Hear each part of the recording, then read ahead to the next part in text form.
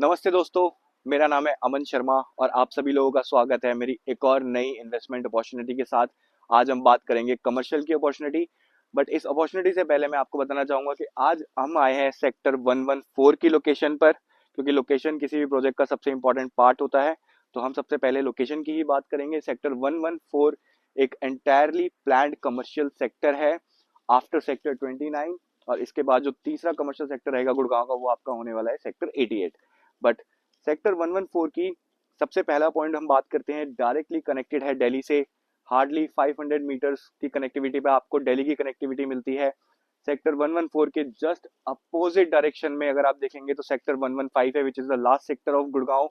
This entirely sector is dedicated to institutional lands. यहाँ पर आपको सिर्फ स्कूल एंड कॉलेजेस ही मिलेंगे, जो कि एक अलग ही फुटफॉल क्रिएट करते हैं सेक्टर 114 के लिए।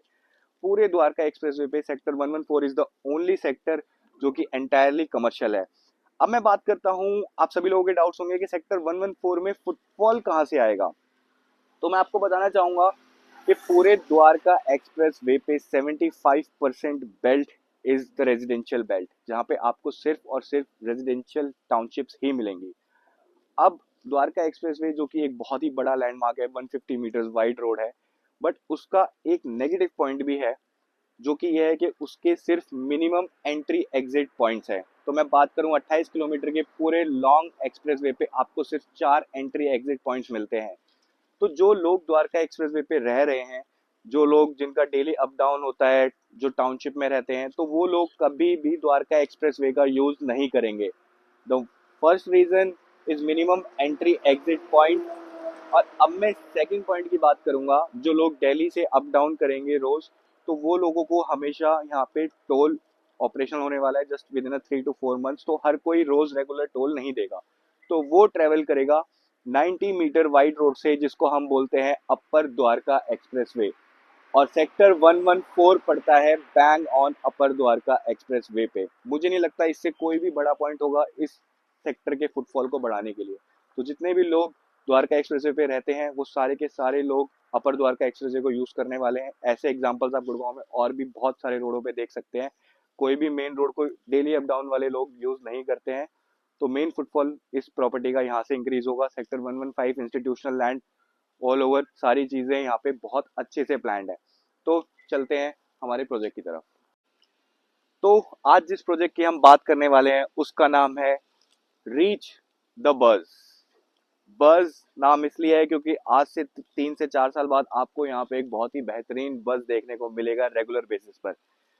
बट मैं ये वीडियो को थोड़ा सा लंबा लेके जाऊंगा, हो सकता है आप बोर हो जाएं।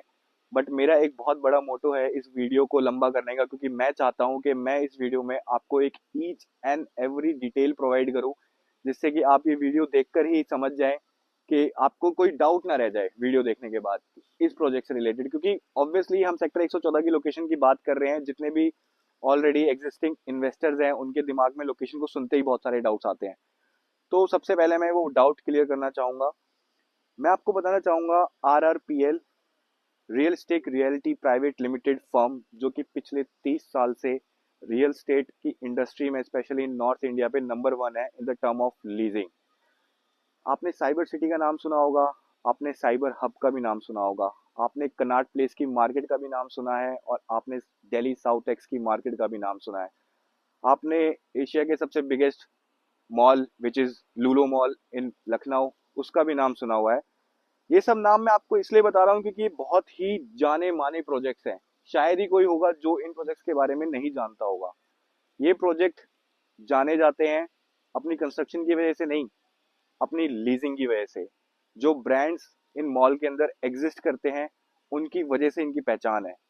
तो मैं बताना चाहूंगा कि इन प्रोजेक्ट्स को 100% लीज करने वाला ब्रांड है RRPL, जिन्होंने इस इन सारे के सारे कमर्शियल मॉल्स को लीज करा है।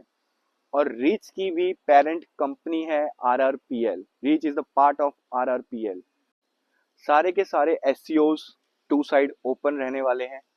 आपको एक बहुत ही इंटरेस्टिंग हिस्ट्री बताता हूँ। आप किसी भी SCO मार्केट में जाइए, अगर आप एक SCO में एंटर कर रहे हैं और अगर आपको उसी लेन में लास्ट वाले SCO पे जाना है, तो आपको उस SCO से प्रॉपर एग्जिट लेनी पड़ती है, आपको वॉकिंग पैथ पे आना पड़ता है। फिर आप चल के 10वीं बिल्डिंग पे जाते हैं, आपको बहुत ज़्यादा वॉक करना पड़ता है। बट इस एससीओज के अंदर सारी की सारी बालकनीज कनेक्टेड रहेंगी हर एक प्लॉट के साथ। तो आपको किसी भी कॉम्प्लेक्स या किसी भी एससीओ प्लॉट से बाहर एग्जिट नहीं लेनी पड़ेगी। If you are on a second floor तो आप उसी की बालकनी से एग्जिट लेके डायरेक्ट किसी भी दूसरे प्लॉट पे अपनी एंट्रेंस ले सकते हैं, which is a very unique part if we see through the clients vision. अब मैं बात करता हूँ दूसरी, आपके सारे के सारे एससीओज ग्लास फसाड रहने वाले हैं।